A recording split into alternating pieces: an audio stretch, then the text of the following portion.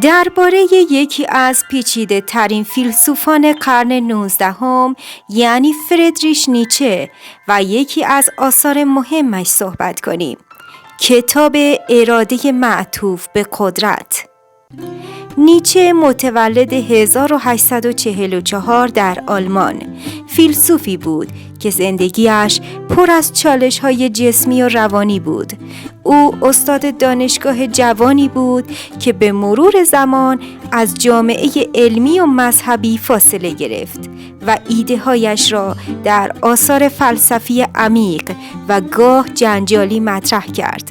نیچه تلاش می‌کرد باورهای سنتی، اخلاقیات مرسوم و ساختارهای قدرت را نقد کند و فلسفه نو بسازد که بیشتر بر فردیت، خلاقیت و قدرت درونی انسان تاکید داشته باشد. سلام همراهان عزیز. این کتاب در واقع مجموعه ای از یادداشت‌ها و دست‌نوشته‌هایی است که نیچه در سالهای آخر عمرش، زمانی که سلامت روانیش رو به وخامت گذاشته بود، نوشته است. پس از مرگ نیچه خواهرش این یادداشت‌ها را جمع‌آوری و منتشر کرد. اگرچه برخی معتقدند که او برداشت‌هایی از متن داشت که باعث تغییر معنای اصلی شده، با این حال اراده معطوف به قدرت به عنوان یکی از مهمترین ایده‌های فلسفی نیچه شناخته می‌شود. نیچه در این کتاب تلاش می‌کند یکی از نظریه نوآورانه درباره بنیاد رفتار انسان‌ها را ارائه دهد. او معتقد است نیروی اصلی محرک در انسان‌ها اراده به قدرت است، نه صرفاً تمایل به بقا یا لذت. این یعنی انسان‌ها به دنبال کسب قدرت، تاثیرگذاری و تحقق خود هستند، حتی اگر این مسیر پرچالش باشد.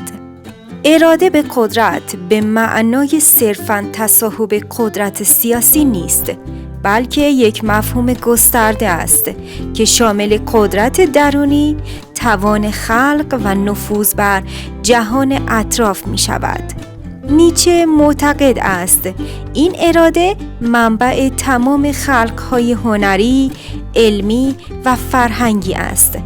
او همچنین انتقاد می کند از ارزش‌های اخلاقی مرسوم که به نظرش محدود کننده و ضد زندگی هستند.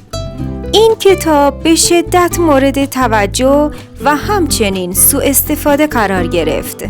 برخی از گروه‌ها از جمله رژیم نازی برداشت‌هایی تحریف شده از اراده به قدرت کردند و آن را بهانه‌ای برای اعمال خشونت و سلطه دانستند، در حالی که نیچه خود مخالف سرسخت چنین استفاده‌هایی بود.